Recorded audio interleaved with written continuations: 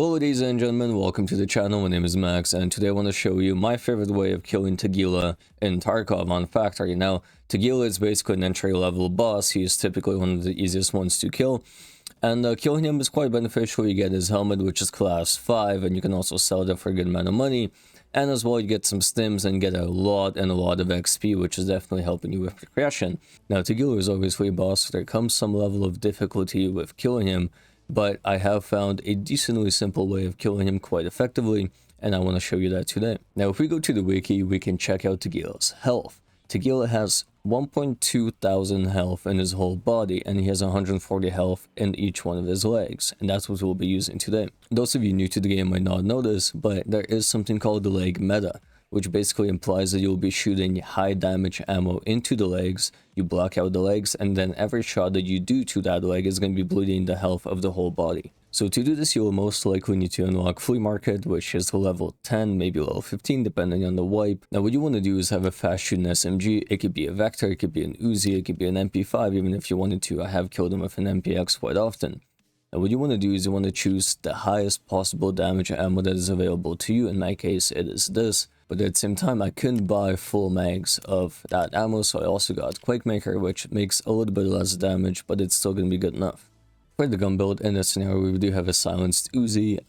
You don't have to choose an Uzi. It could be an MP5, it could be a Vector, it could even be a Glock if you want it to be. Now, the Glock in this scenario is only to be killing PMCs because I do have the task to kill PMCs with a pistol.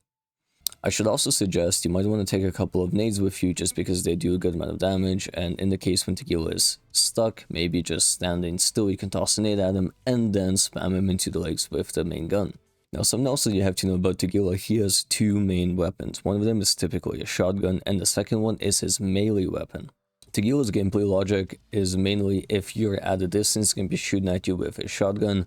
If you're close enough to him though, he is going to take out his melee weapon and push into you and then kill you with the melee weapon. And that is what we want to use to the advantage. The goal is going to be at a safe distance, so we have a couple of seconds until he actually gets to us with his melee weapon, but not far away enough that he's going to be using the shotgun. I would also suggest buying armor that is going to be protecting your hands as well, if possible. Obviously, I didn't buy this, I got it out of the game, but you might not be able to get class 5. If you can get any kind of class that is just going to be protecting you, like level 4 would be amazing, because his shotgun shells will be doing a lot of damage, and if you can also protect your hands, you'll be okay.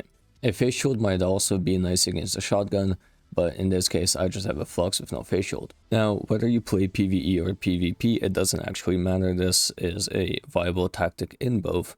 But in PvP, you definitely have to be watching out for other PMCs attempting to kill Tagilla, because he is a boss that people farm a lot for his stims and his helmet.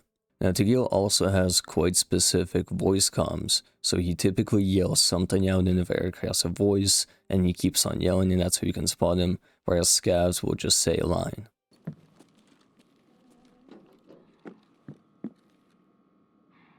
So I think we just spotted Tagilla. He is quite close, yes, he is breathing quite heavily.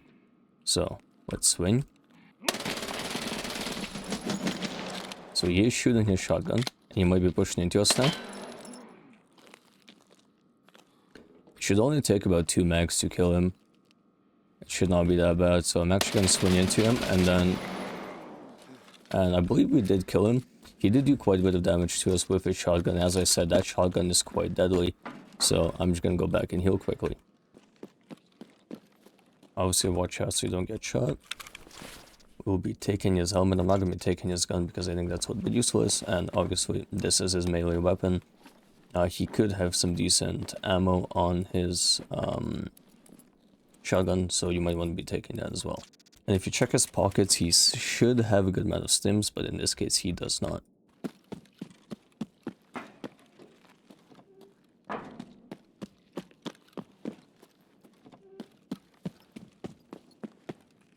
Now, I also did a couple of tasks on the map, so it took me a while, but I'm now exfilling, and let's see how much XP we'll get. So we get 10,500 XP. That is including a couple of USEC kills. And now we also ended up taking out Tagilla's helmet. It is a welding mask that is class 5. Obviously, you cannot have a headset on it, which is definitely a downside. But this helmet is quite strong in PvP. So I hope you guys enjoyed the video. I will be making additional tutorial videos in the coming days. with 1.0 coming out soon.